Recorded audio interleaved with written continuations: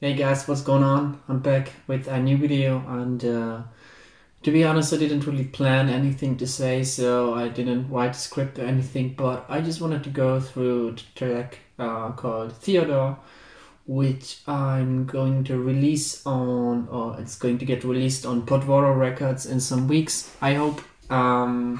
So let's just get started by going through the individual sounds here, and I'm right in the middle of the track, so let's just have a listen to it.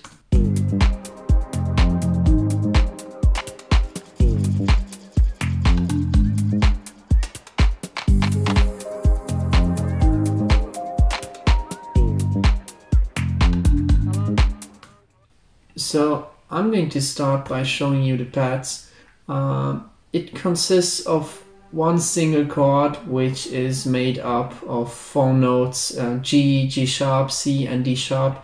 I don't know what kind of chord it is. I guess it's some kind of an inversion. You can look it up if you want to. It just means that if you have, I don't know, a C major chord which consists of a C, an E and a G, then you can just move up the C by an octave, you know, and if you, and that would be the first inversion, then you can move up the E 1 octave again and just do it all the time until you get to the same C major like before, but 1 octave higher. And it can result in different sounding chords, even though you are strictly still in C major, or you're still playing a C major chord. So still, I have no idea what this chord actually is. I just played around until I found something what I like. And yeah, I have the sweeper sate pad, which is, I don't know, some kind of standard Ableton pad sound. So I'm not really the kind of guy who tells you to do everything by yourself. So I really love to take presets. I think there are really awesome sounding ones. So this is how it sounds like.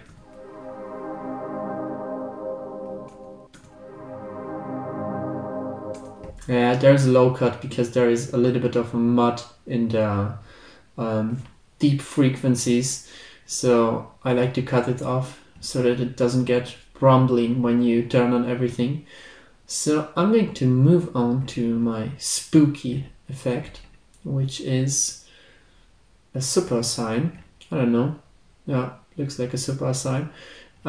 Which is also something which you already have in Ableton. So if I just look it up, sampler effects, not here, simply not here either. Yeah, you can find it and play around a little bit with it. I also have a flanger on it, which makes it sound a little bit more interesting. I can turn it off and on for you without.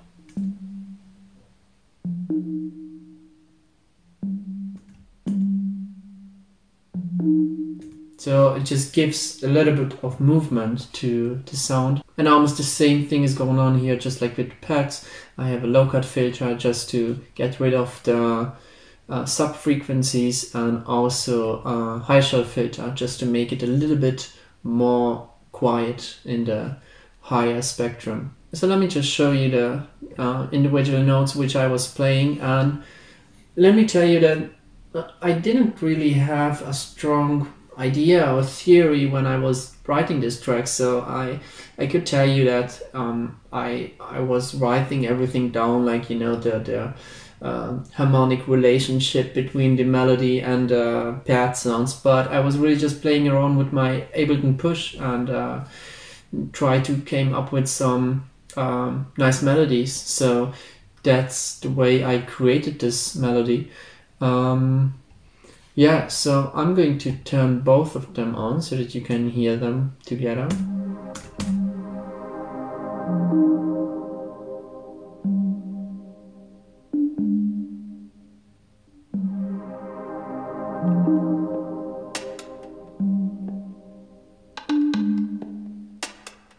So I didn't really overthink this percussion sound either, but I just really wanted to fill up the track with some rhythmical stuff, and that's why I took a random drum kit which seemed to fit to the sound of the pad and the melody.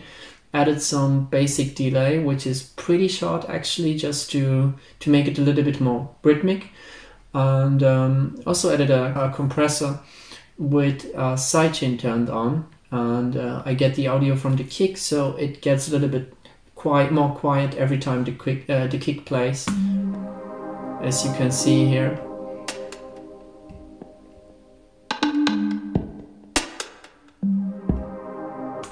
As you can hear, I removed plenty of the low frequencies because I just didn't need it. So moving on to the heads, I just picked one single sound and I used the most basic pattern you can get, so it could be a little bit shorter too. So I think I was just too lazy, or I was working with the push all the time, so I think I had a standard length for the clips.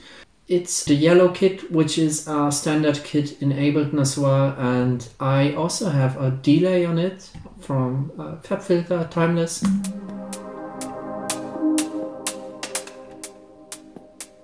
Just to make it move around a little bit in a stereo space. Also an erosion to make it a little bit more gritty sounding. I'm going to turn it off and on, but just a tiny bit, as you can see in the amount. Gives a little bit of a mid boost.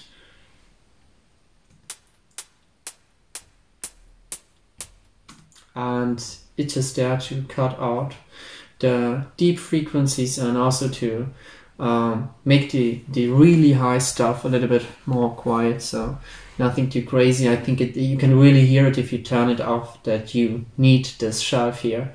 So I'm just going to turn it off once again so that you can hear it.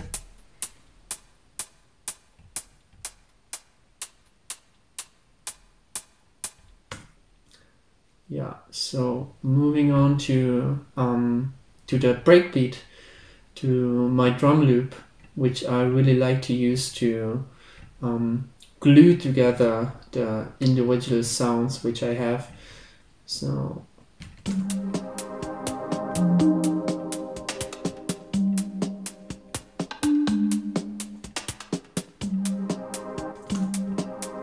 as you can see, I have the warp mode set to beats here. I'm going to show you how it sounded before. So more or less, I'm going to show it in complex. So it's cool, but I wanted to have it a little bit more percussive, a little bit more subtle, so I changed it to beats and set the preserve mode to 8 notes and this value to 25, which basically means that after every 8th note it's going to dip the volume down, and this is the speed of the dipping. So if I'm going to pull it a little bit up or pull it down,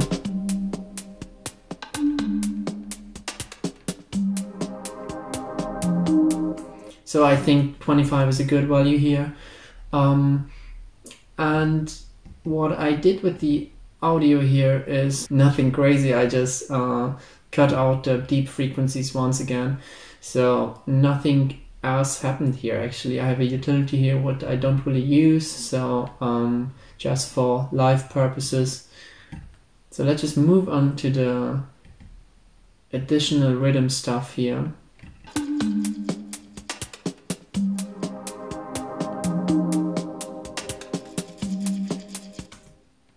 So I didn't reinvent the wheel here either. I just took something which I already found in Ableton. So Rhythmo, I don't know, it's some kind of effects you can find in Simpler. I didn't even use a delay on it. I just played some random notes and really liked the sound and decided to take it.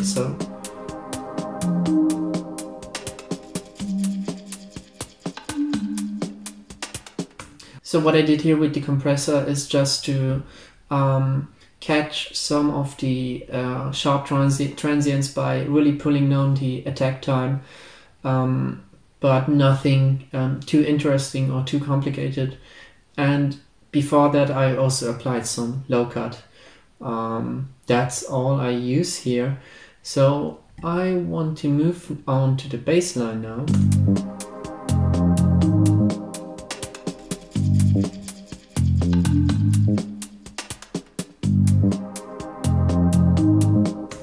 So it's an easy one too, but I think it sounds really nice in the whole context with the pad and this spooky sounding melody. One thing what I can highly recommend you is to play around with any kind of MIDI stuff, like a MIDI keyboard, even if it's like a really cheap one, or Ableton Push. You can take the Push one too. To be honest, I think it's really weird that the Push 2s cost so much, even though the functionality is not that much better, except for the fact that you have some fancy screen in it. So just buy something cheap, and it's going to sound way more nice if you play around with MIDI stuff, because by playing it in an imperfect way, it's going to sound more human, you know. So you are going to have different volumes, velocities, to say it a little bit more correct, and it's going to be a little bit off rhythm wise as well, and it gives it a more human feel. So I can highly recommend you to do so. And as you can see, this is what I did here too, because I played it with my Ableton Push, and I have different velocities here as well, and it's a little bit off too. As you can see here, it's not exactly at the 1.4, but a little bit later, which is also a really nice idea to have pseudo sidechain compression, or like true compression or sidechain compression, because if you have the bass note coming on a little bit later, then it automatically means that it's not going to collide with the kick. So it's a nice way to avoid this unwanted low frequency collision. So what I really like to use is, and I can really recommend you to do it too, so take your time to prepare any kind of template or audio effect racks or instrument racks which contain your beloved sounds or instruments, because this way you can really try out stuff in a way faster manner. So if you just check out this instrument rack, it's actually a bunch of different bass sounds or bass instruments. So I have one macro here mapped to this toggle, and by twisting this knob I can move around between different kind of bass sounds, which I put together because I really love those ones. So once I have a nice sounding melody, but it still doesn't fit too much, I often ask myself if it's maybe just because of the sound and not because of the melody. So then I'm going to use this bass selection here and just twist a little bit around. So I'm going to show it how it sounds like.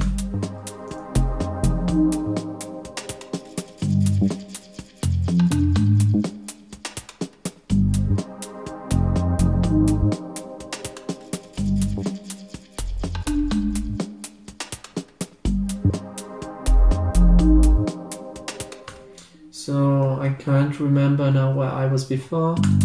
Yeah, here. So I think it's an amazing and really handy and fast way to find the right sound, and you can really spare some time and focus on the more important stuff by using this technique. So if you are interested in some details how I did it, then just write me and I can make a video on that too. And yeah, I have a compressor here, also with a kick sidechain to it, so it's dipping the volume every time kick comes. And I cut out a tiny bit of the sub frequencies. Yeah, that's all. Let's move on to the piano.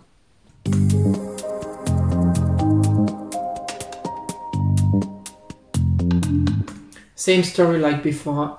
pick any kind of MIDI keyboard or MIDI instrument, just so that you can play around with melodies. And I think one important thing to add is that you shouldn't really overthink your musical talent, you know. Like I did it all the time, and I always thought like, yeah, I can't write any melodies because I'm not a musician. Like I'm not a full-time musician who I don't know, gets €1,000 for every gig.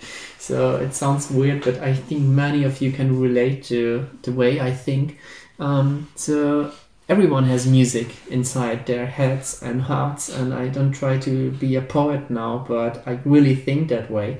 So instead of just overthinking it, grab a piece of gear, like a really cheap one for like €20. I'm always an advocate of minimalism. So buy something cheap and just play a little bit around. So it always depends on your mind and what you have in your mind, your ideas, and not really on the gear you use, you know. So it's like the homeless people who play amazing drums on I don't know, on an empty bottle, you know. So moving on to the next sound, which gives a little bit of an atmosphere to the whole track, is a field recording from the movie Her, which I really loved, and it's just a nice touch to it, in my opinion, because many people don't even notice that, but to me it has a special meaning because I really love this movie, and I can actually highly recommend you to watch it.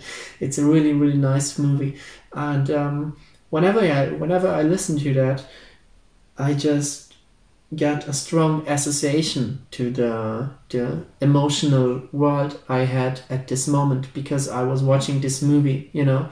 So I think it's a nice touch for yourself, and in some way I really believe that it in some way the listeners who don't really know the background of the track still kind of feel this resonance of this track, you know, that you really put your thoughts and feeling into this track by adding some personal stuff.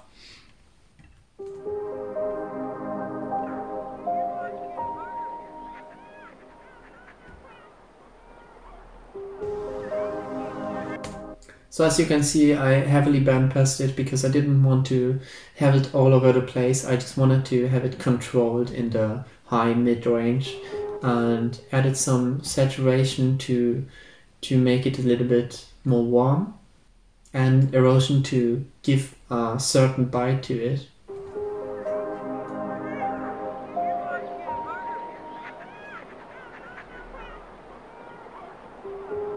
To be honest, I have no idea why I have it twice here, so but I mean, it's just there. It can stay.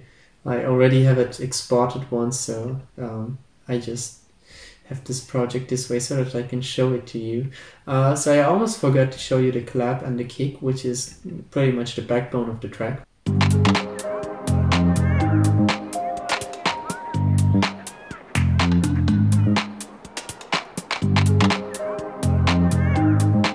So as you can see, I layered the clap. I have, I don't know, 3 different claps here going on, and even a 4th one here sometimes, just to make it a little bit more interesting, you know, not just having this dum dum dum dum. I mean, it gets boring after like 20 bars, so feel free to fuck around a little bit.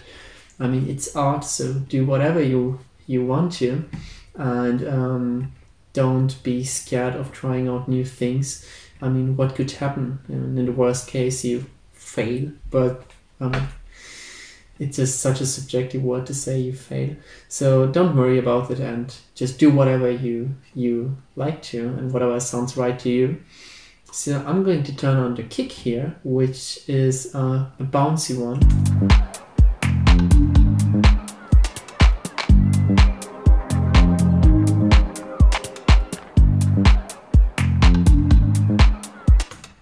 Yeah, so I have a dip here going on at like 130 because it makes it a little bit cheap sounding if I turn it up. So I'm going to pull it up so that you can hear it.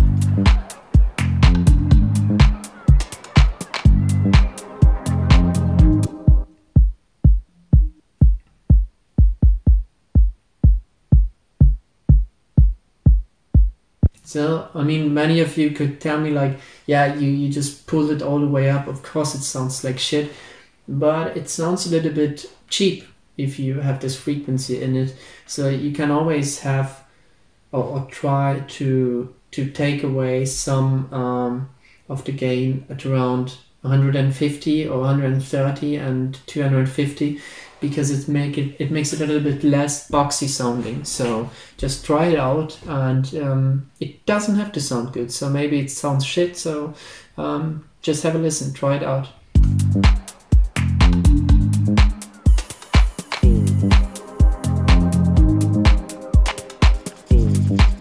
So the vocals are from the same sample, one I use almost all the time because I love the sound properties of it. So it sounds old school. I think it's from the 1960s. It's an interview, and I can show you by pressing some of the keys. Yeah, so I just picked one certain sound here or snippet. Bing. Bing. Sounds good, right? And yeah, cut out the low frequencies. I didn't really need to have a high cut because it's an old interview and it didn't really have high frequency content anyways. Yeah. The shaker here is, I don't know, it's just a loop. So I was working with loops. Holy fuck. It's forbidden. You can't do that. I'm just joking, of course. Like, you can do whatever you want to. Like, if you want to make tracks out of loops only, then do it. Do it. Don't think about anyone else. The only thing I did is to dip the volume here because there is something more loud and I didn't want to have it. Because I already had the clap going on at the same beat, and if you have too many things going on in the same frequency spectrum or range, and also at the same time, of course, then they are going to get layered, and it's going to be way too loud. So it's one thing which you should keep in mind, because I didn't pay any attention to it before, as I just started out.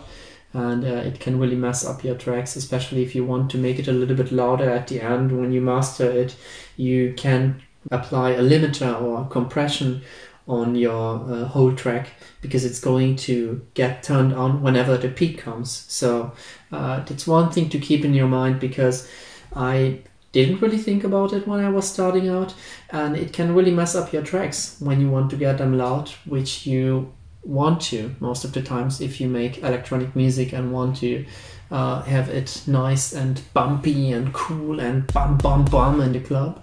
So at almost the 4th minute I have a different bass pattern going on here, just to add some tension to it by making the bass line a little bit more tense.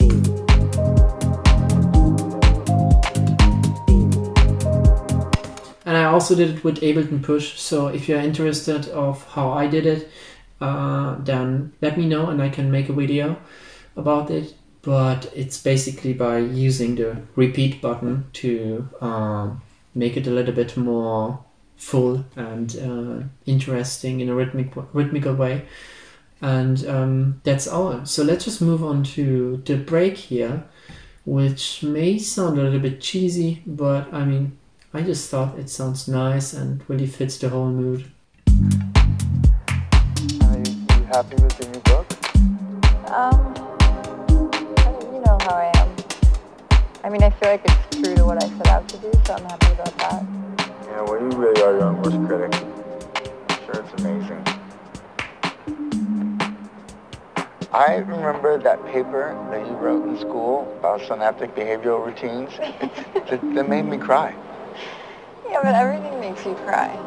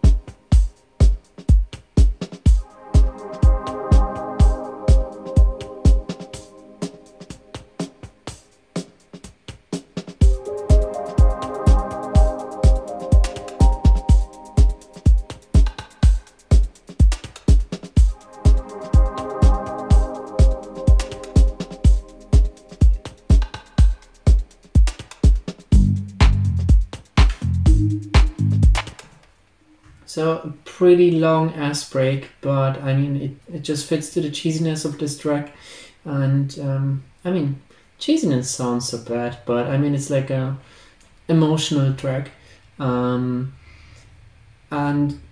what I just did here is to take some of this conversation from the movie and kinda complement it by adding this piano snippet here, which is a different one in comparison to this one because it has the same melody but one octave higher as well. So to make it a little bit more full and more interesting. Yeah, and to be honest, those two tracks are obsolete, so I just have them there because I was using, I mean, I don't use it anymore, but I was using a demo version of some kind of piano plugin, and it didn't really allow me to use certain keys, like, I don't know, an F sharp, but it allowed me to use an F, so I just sampled the F and just pitched it up by one semitone, so... You know, that's the only way you can survive as a musician, by not buying anything. No, of course, I'm joking. Of course. Yeah, and I mean, long break still going on here. Here I have, I think it was a nice way to build up tension without giving everything away.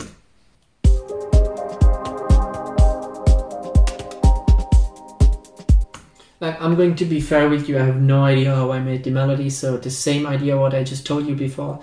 Play around and find a melody which you like, and don't overthink it, don't think that you can't do it. Everyone can write nice melodies, so just take your time, and I'm sure you can get out something really nice. So I didn't apply any music theory or whatsoever here, so that's the reason why I can't tell you anything about that, except for the fact that you can do it too. I'm like a shitty motivation coach.